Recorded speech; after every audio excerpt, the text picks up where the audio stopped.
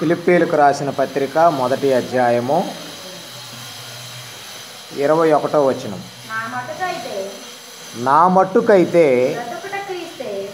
బ్రతుకుట క్రీస్తే సావైతే లాభము అన్నాడు పౌలు గారు. నా మట్టుకైతే బ్రతుకుట క్రీస్తే సావైతే లాభము అని పౌలు గారు చెప్తున్నారు. ప్రియమైన దేవుని వారలారా, అదేమిటి పౌలు గారు నా మట్టుకైతే బ్రతుకుట క్రీస్తే చావైతే లాభము అంటున్నాడు? చావైతే లాభము అని అంటున్నాడు అంటే చచ్చిపోతే లాభమా?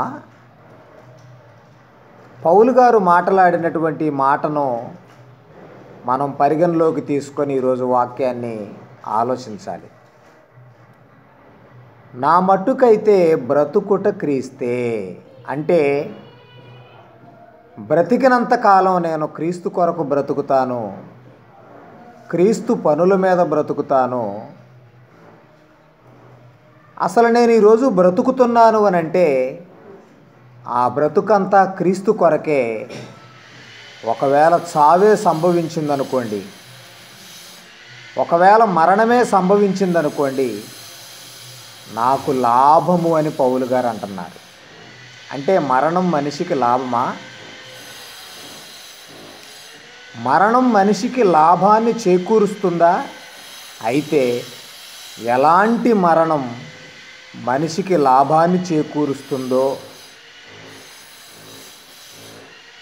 ఎప్పుడు మరణం మనిషికి, చావు మనిషికి లాభం అవుతుందో బైబిల్ గ్రంథంలో నుంచి మనం పరిశీలన చేయాలి. ప్రియమైన దేవుని వారలారా, మనిషి అన్నవాడు పుడుతున్నాడు, చనిపోతున్నాడు. చచ్చిపోయిన ప్రతివానికి లాభం కాదు. మనుషులందరూ ఒకసారి మృతి పొందాలి అని బైబిలు గ్రంథము ఖచ్చితంగా చెప్పింది. మనిషి అన్న తర్వాత ఒకసారి మృతి పొందాలి. గడిచిన వారంలో మీరు విన్నారు, మరణము చూడక బ్రతుకు నరుడు ఎవడు అని గడిచిన వారంలో మీరు విన్నారు. అంటే ప్రతి మనిషి మరణిస్తాడు. మరణం మనిషికి తథ్యము అని ప్రతి మనిషికి తెలుసు. కానీ ప్రియమైన దేవుని వారలారా, ప్రతి మనిషి ఒకసారి మృతి పొందాలి. పౌలు అంటున్నాడు, చావైతే లాభము నాకు అని అంటున్నాడు. అందరికీ లాభమా? కొందరికే చావు లాభాన్ని తెస్తుందా అంటే, ఎలా చనిపోతే, ఎప్పుడు చనిపోతే, ఏ విధముగా చనిపోతే, ఏ స్థితిలో ఉన్నప్పుడు చనిపోతే లాభము చేకూరుతుందో మనం తెలుసుకోవాలి. ఒకవేళ నీవు తాగుబోతుగా ఉండి చనిపోయావనుకో, పాపములో ఉండి, ఆ పాపములో ఉండి చనిపోయినటువంటి ఆ మరణం ఏదైతే ఉందో అది నీకు లాభాన్ని తెచ్చిపెట్టదు.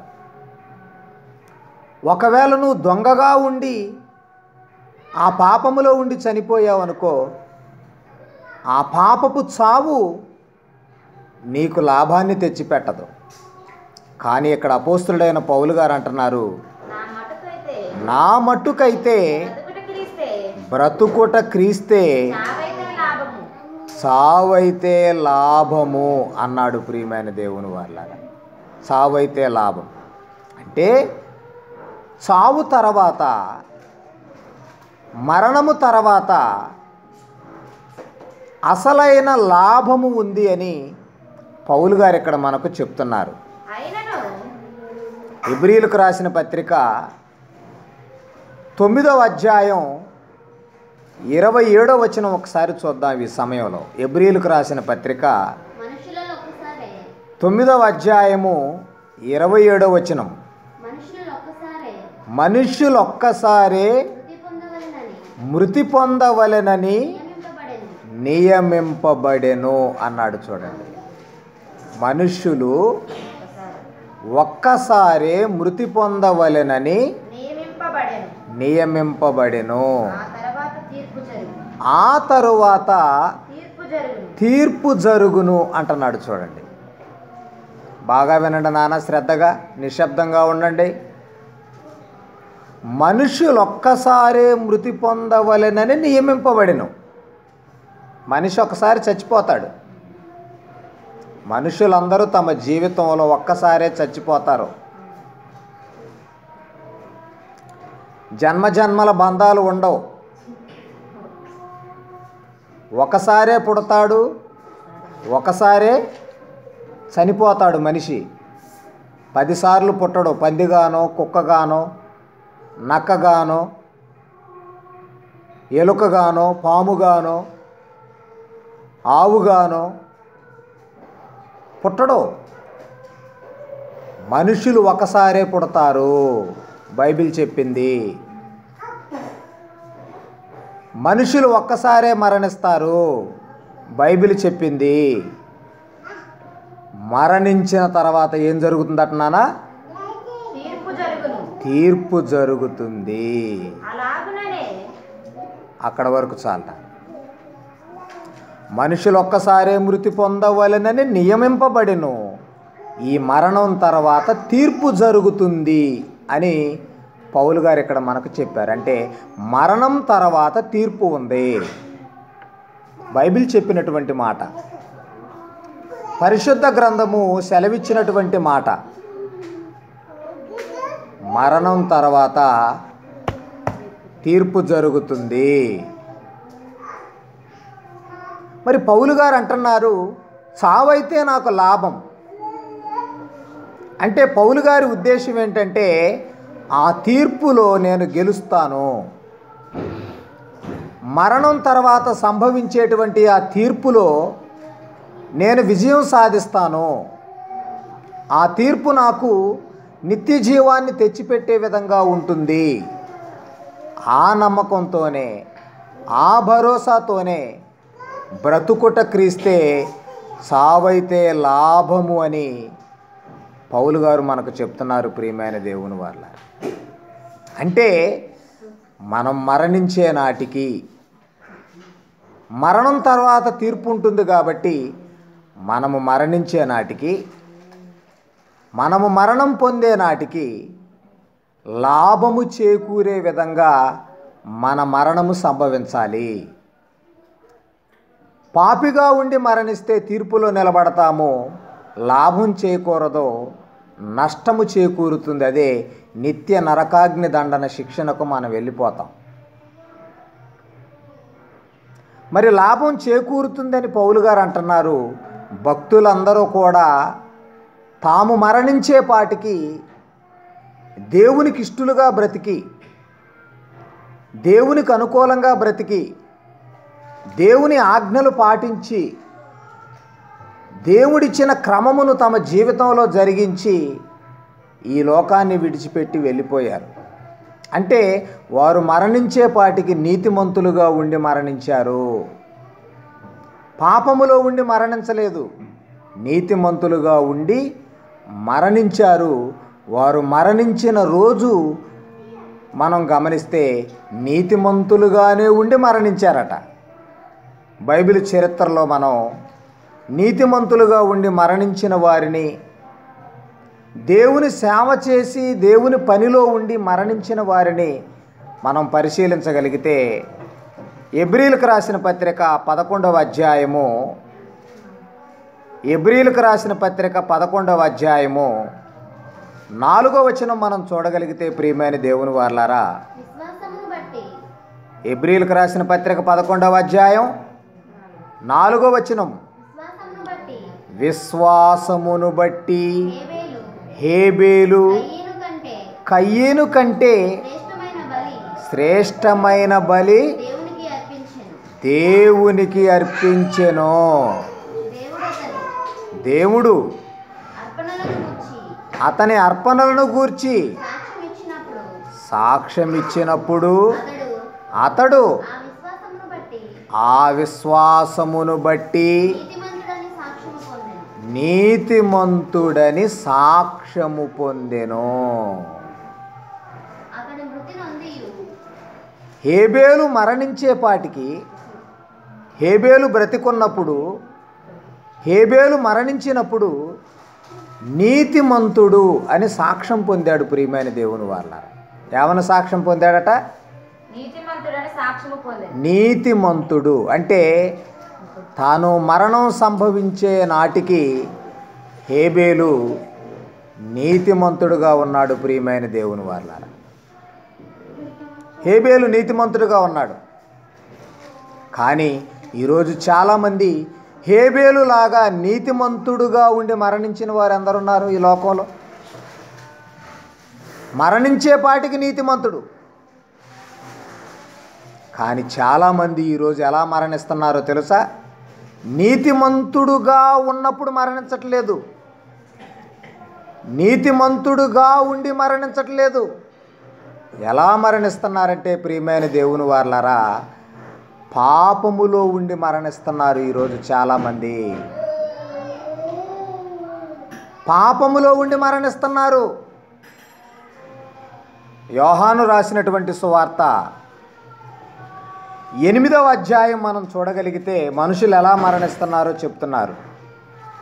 యోహాను రాసినటువంటి సువార్త 8వ అధ్యాయము, అందరూ తీయండి నాన్న. యోహాను రాసినటువంటి సువార్త 8వ అధ్యాయము 24. కాగా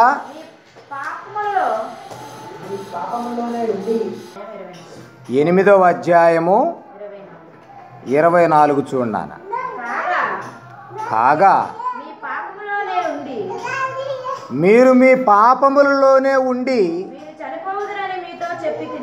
మీరు చనిపోవుదురని. రైట్.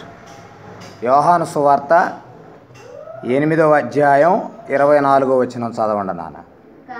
కాగా మీరు మీ పాపములలోనే ఉండి మీరు చనిపోవుదురని మీతో చెప్పి తిని అంటున్నాడు. యేసుక్రీస్తు వారు చెప్తున్నారు, మనుషులు ఎలా చనిపోతున్నారట? పాపములోనే ఉండి చనిపోతున్నారు. అంటే చనిపోయే నాటికి పాపాన్ని విడిచిపెట్టలేదు వారు. ఈరోజు చాలామంది ప్రజలు, 800 కోట్ల మంది ప్రజలలో రోజుకి ఎన్ని కోట్ల మంది చనిపోతున్నారో వారందరి గురించి ప్రభు అంటున్నారు, వారందరూ నీతిమంతులుగా ఉండి చనిపోతున్నారా? నీతిమంతులుగా ఉండి వారు మరణిస్తున్నారా? వారు తమ పాపములలోనే ఉండి చనిపోతున్నారు. మరి మరణించిన తర్వాత తీర్పు జరుగుతుంది అన్నాడు హెబ్రీ పత్రికలో. మనుషులు ఒక్కసారే మృతి పొందుతారు, ఆ తర్వాత తీర్పు జరుగుతుంది అన్నాడు. మరి పాపములలో ఉండి మరణిస్తే తీర్పులోనికి వెళ్ళిపోవాలి ప్రియమైన దేవుని వారలారా. మరి తీర్పులో నిలబడితే ఆ తీర్పులో దేవుడు పాపము చేసిన వారిని, పరిశుద్ధత లేకుండా జీవించినటువంటి వారిని, అక్రమముగా అనీతిమంతులుగా జీవించినటువంటి వారిని తీర్పులో శిక్ష విధిస్తానువని దేవుడు చెప్తున్నాడు. కానీ హేబేలు జీవితాన్ని మనం పరిశీలిస్తే హేబేలు మరణించే నాటికి నీతిమంతుడుగా ఉండి మరణించాడటండి. ఒక హేబేలును చూసాం మనం. ఇప్పుడు దావీదు చనిపోయేపాటికి ఎలాంటి స్థితిలో ఉండి దావీదు చనిపోయాడో ఒకసారి మనం పరిశీలించగలిగితే అపోస్తుల కార్యములు 13వ అధ్యాయము 56వ వచనం మనం చూడగలిగితే, అపోస్తుల కార్యములు 13వ అధ్యాయము 36వ వచనం. అపోస్తుల కార్యములు 13వ అధ్యాయము 36 చూడండి నాన్న. దావీదు గురించి మాట్లాడుతున్నాడు. దావీదు చనిపోయేటప్పటికి, దావీదు మరణించేటప్పటికి ఆయన స్థితి ఏంటో చెప్తున్నాడు ఇక్కడ. దావీదు దేవుని సంకల్పము చొప్పున తన తరము వారికి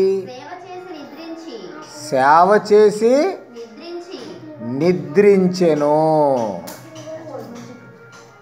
దావీదట తన తరము వారికి సేవ చేసి నిద్రించాడట. ప్రియమైన దేవుని వాళ్ళ, తన తరములో దావీదుకి ఇవ్వబడినటువంటి ఆయుష్కాలములో, దావీదుకి ఇవ్వబడినటువంటి భూమి మీద దేవుడిచ్చినటువంటి ఆ యొక్క కృపాకాలములో దావీదు ఎలా బ్రతికాడంటే, ప్రియమైన దేవుని వారలారా, దావీదు తన తరము వారికి సేవ చేసి నిద్రించాడు. తను బ్రతుకున్న కాలంలో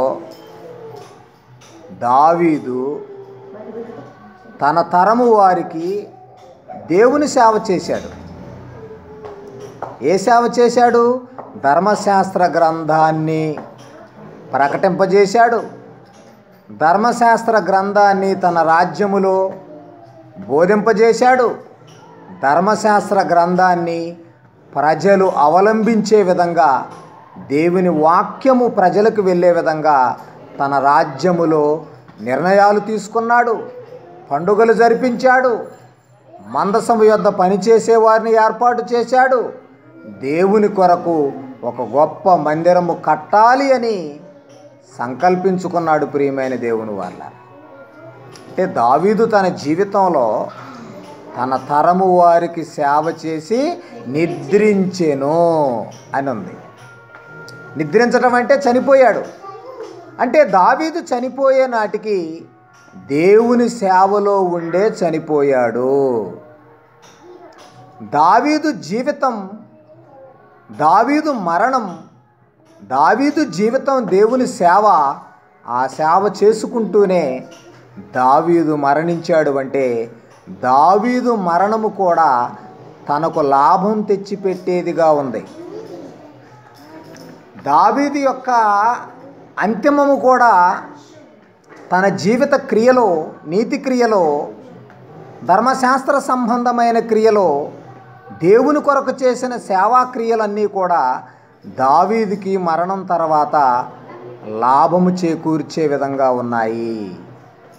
అంటే హేబేలు జీవితాన్ని చూసినప్పుడు నీతిమంతుడుగా ఉండి హేబేలు చనిపోయాడు అని మనకు చెప్పాడు. దావీదు జీవితాన్ని మనం పరిశీలించినప్పుడు తన తరము వారికి దేవుని సేవ చేసి నిద్రించాడు అని చెప్పాడు. ఇక యేసుక్రీస్తు గారిని మనం పరిశీలన చేద్దాం. దేవుని ప్రియకుమారుడు, లోకరక్షకుడు, ముల్లోకాల అధిపతి, మృత్యుంజయుడై తిరిగి లేచినటువంటి యేసుక్రీస్తు వారి జీవితంలో ఆయన ఏం చేశాడో తెలుసా? శరీరధారి అయి ఉన్న దినములలో ఏం చేశాడో చూడండి. హెబ్రీయులకు రాసిన పత్రిక 5వ అధ్యాయం 7వ వచనం. హెబ్రీయులకు రాసిన పత్రిక 5వ అధ్యాయము 7వ వచనం చూడండి. ప్రియమైన దేవుని వారలారా, యేసుక్రీస్తు వారు శరీరధారి అయి ఉన్న దినములలో మహారోదనముతోనూ కన్నీళ్లతోనూ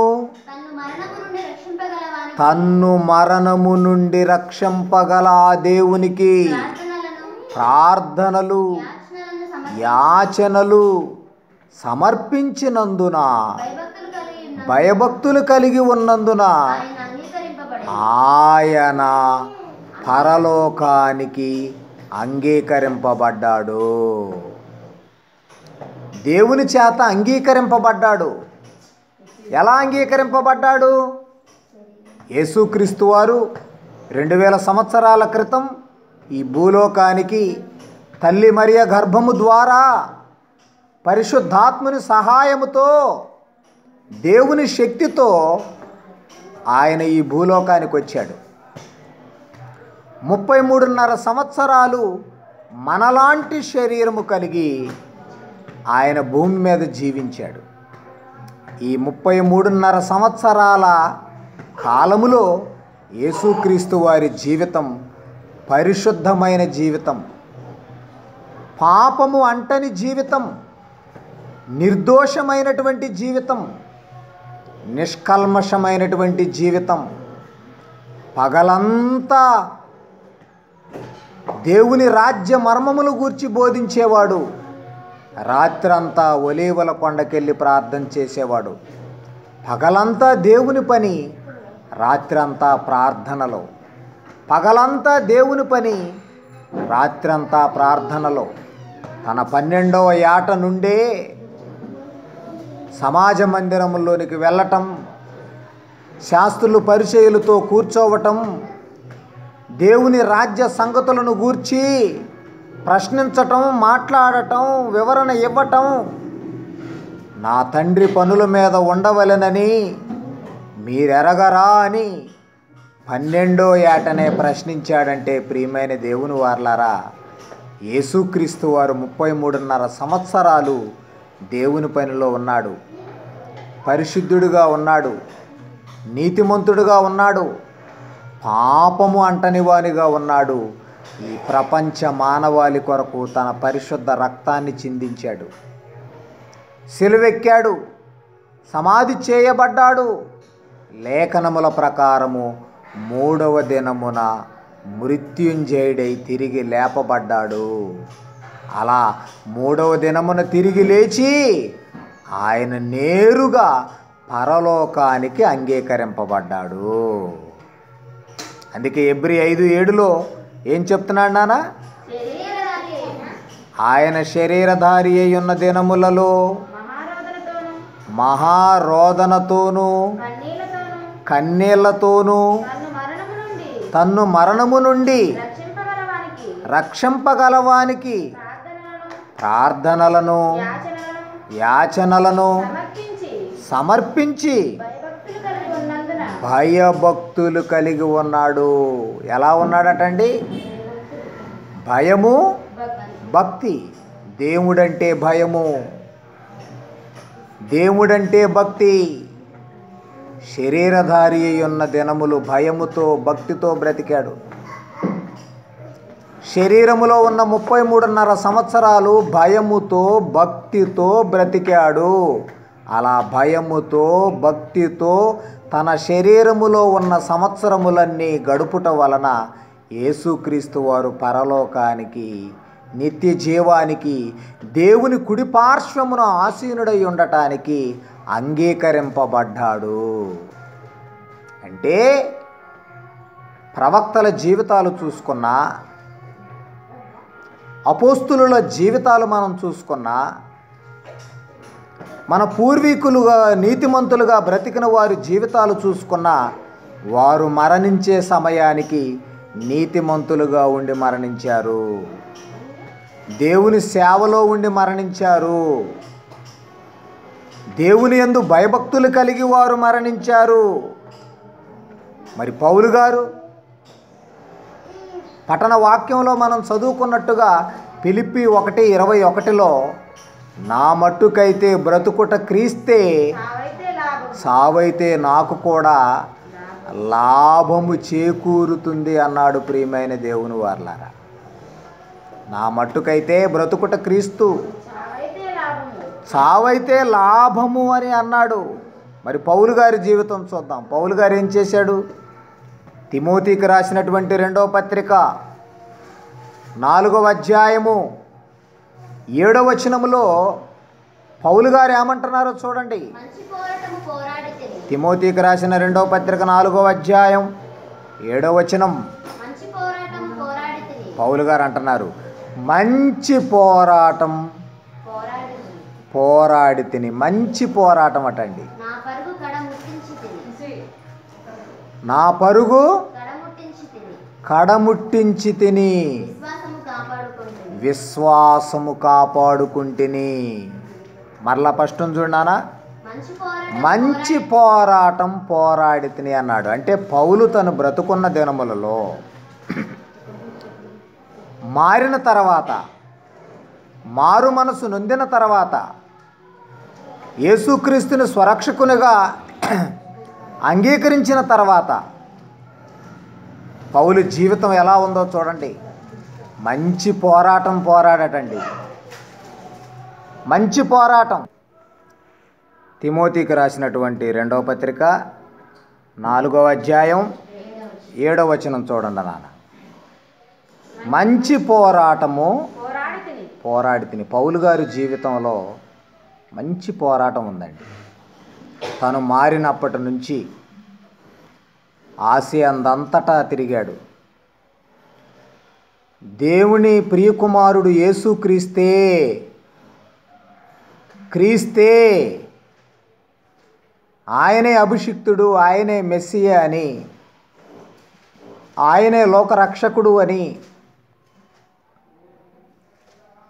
ఆయనే ఈ లోకానికి రక్షించటానికి వచ్చిన దేవుని ప్రియకుమారుడు అని బహిరంగముగా అనేకమైనటువంటి తర్కాలు, అనేకమైనటువంటి డిస్కషన్స్, సువార్త సభలు, మీటింగులు, సమావేశాలు, శాస్త్రులతో, పరిచయులతో, సమాజ మందిరాలలో, గ్రామాలలో, పట్టణాలలో, దీవులలో, వీధులలో పౌలు గారు పోరాటం చేశాడు.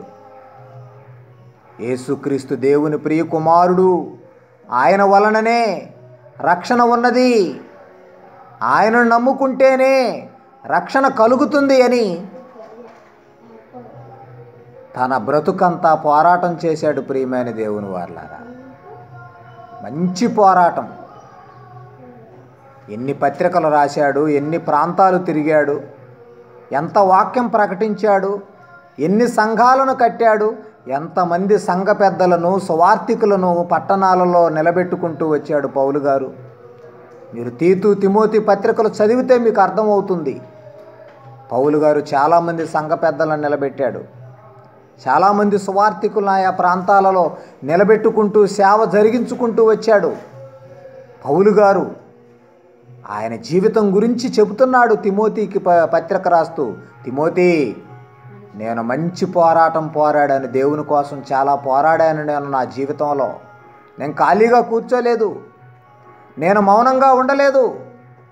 ఒక చోట అంటాడు కొరింథీ పత్రికలో, విశ్వసించి తిని గనుక నేను మాటలాడి తిని అంటాడు. నేను దేవుణ్ణి నమ్మాను, ప్రభువుని నమ్ముకున్నాను, నేనెందుకు మౌనంగా ఉంటాను, నేను ప్రజల మధ్య దేవుని గురించి బోధించి మాట్లాడతాను అన్నాడు. విశ్వసించి తిని గనుక మాటలాడి తిని అంటాడు. మంచి పోరాటం పోరాడి తిని నా పరుగు కడముట్టించి తిని అన్నాడు పౌలు గారు. బైబిల్ చరిత్రలో ఈ మాట అన్నది పౌలు గారే. నా పరుగు కడముట్టించాను అంటే ఏ గోల్ అయితే చేరుకోవాలని పౌలు గారు ఆశ కలిగి ఉన్నాడో, ఏ పరలోకం కొరకు, ఏ నిత్య జీవం కొరకు, ఏ మృతుల పునరుద్ధానం కొరకు ఆయన తాపత్రయపడ్డాడో దాని కొరకు అంతగా శ్రమించాడు. నిద్రలేని రాత్రులు గడిపాడు, సముద్రాల మీద ప్రయాణం చేశాడు, వాగులలో ప్రయాణం చేశాడు, అడవిలో ప్రయాణం చేశాడు, ఆకలి దప్పులు కలిగి ఉన్నాడు. దేవుని కోసం ఎన్ని కష్టాలు పడ్డాడండి పౌలు గారు.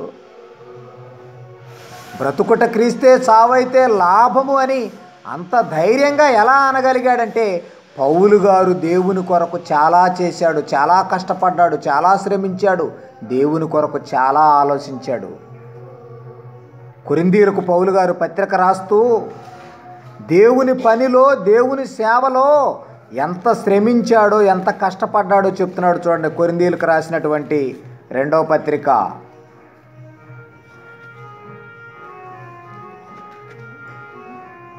కొరింథీయులకు రాసినటువంటి 2వ పత్రిక 11వ అధ్యాయం.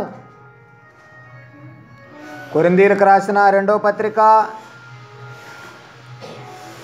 11వ అధ్యాయము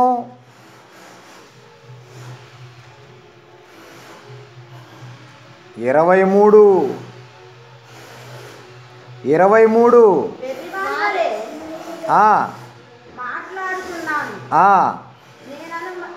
నేనును మరి ఎక్కువగా క్రీస్తు పరిచారకుడును అంటున్నాడు. చూడండి పౌలు గారు, మరి ఎక్కువగా క్రీస్తు పరిచారకుడును. నేను మామూలుగా దేవుని పని చేయలేదు, ఎక్కువగా పరిచారం చేశానంటున్నాడు పౌలు గారు. పౌలు గారు అంటే ఏమనుకుంటున్నారు? మరి ఎక్కువగా పరిచారం ఎలా చేశాడట? దేవుని సేవ ఎలా చేశాడట? మరి ఎక్కువగా క్రీస్తు కోసం పరిచారకుడుగా ఎక్కువగా కష్టపడ్డానంటున్నాడు. తర్వాత మరి విశేషముగా ప్రయాసపడి తిని, చాలా ప్రయాసపడ్డాడటండి పౌలు గారు తన జీవితంలో. ఎక్కువగా కష్టపడ్డాడట, ప్రయాసపడ్డాడు. తన జీవితం అంతా ప్రయాస ప్రయాస ప్రయాస. ఏ ప్రయాస? వ్యర్థమయ్యే ప్రయాస కాదు. పోయిన వారం మీరు అన్నారు, వ్యర్థము కాని ప్రయాస. పౌలు గారు పడిన ప్రయాస వ్యర్థము కాని ప్రయాస. అది క్రీస్తు కొరకైన ప్రయాస, క్రీస్తును ప్రకటించేటువంటి ప్రయాస. మరి ఎక్కువగా ప్రయాసపడి తిని మరి అనేక పర్యాయములు చెరసాలలో ఉంటిని అంటున్నాడు. చూడండి ఎంత ప్రయాసపడ్డాడో ఇక్కడ చెప్తున్నాడు. చాలాసార్లు జైలుకి వెళ్ళాడటండి ప్రభు కోసం. మీరు